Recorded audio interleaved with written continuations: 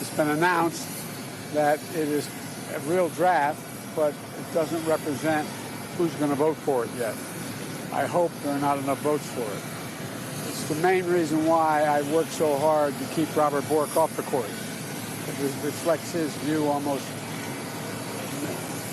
word. Anyway, look, the idea that it concerns me a great deal that we're going to, after 50 years, decide a woman does not have a right to choose within the limits of the Supreme Court decision in Casey, number one.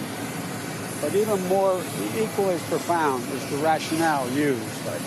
And it would mean that every other decision relating to the notion of privacy is thrown into question. I realize this goes back a long way, but one of the debates I had with Robert Bork was whether Griswold versus Connecticut should stand as law.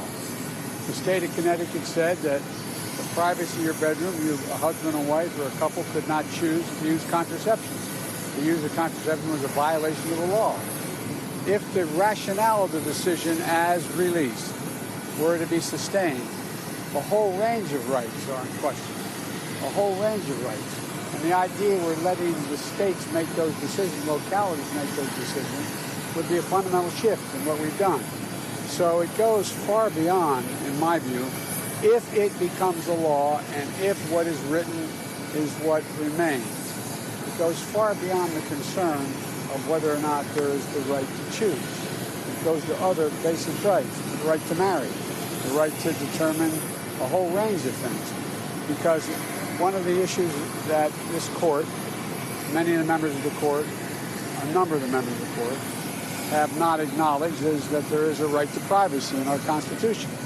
I strongly believe there is. I think the decision in Griswold was correct overruling it. I think the decision in Roe was correct because there's a right to privacy. There can be limitations on it, but it cannot be denied.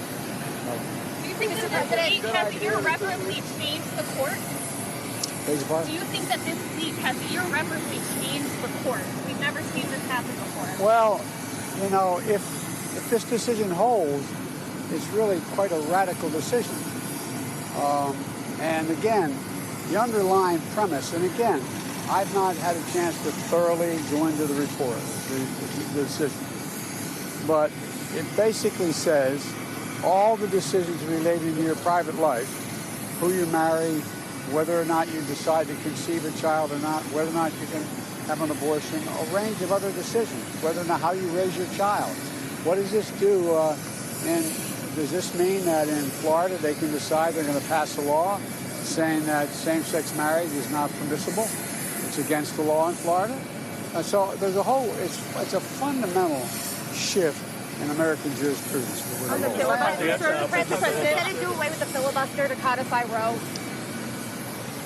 I'm not prepared to make those judgments now about, but you know, I think the codification of Roe makes a lot of sense. Look, think what Roe says. Roe says what all basic mainstream religions have historically concluded, that the existence of a human life and being is a question.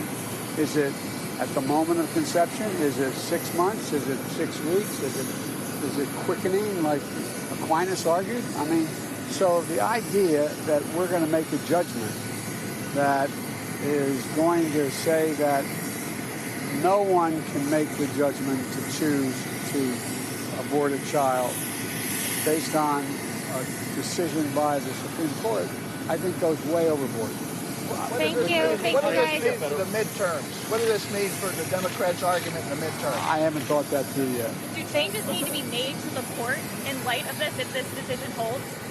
I beg your pardon? Do changes need to be made to the court in light of this, if this decision No, we just have to choose it. I mean, look, one of the reasons why I voted against a number of the members in the court, they refused to acknowledge that there's a Ninth Amendment. They refused to acknowledge there's a right to privacy. I mean, there's so many fundamental rights that are affected by that, and I'm not prepared to leave that to the whims of the public at the moment in local areas. Thank you so much. Thank you, guys. Come on, guys.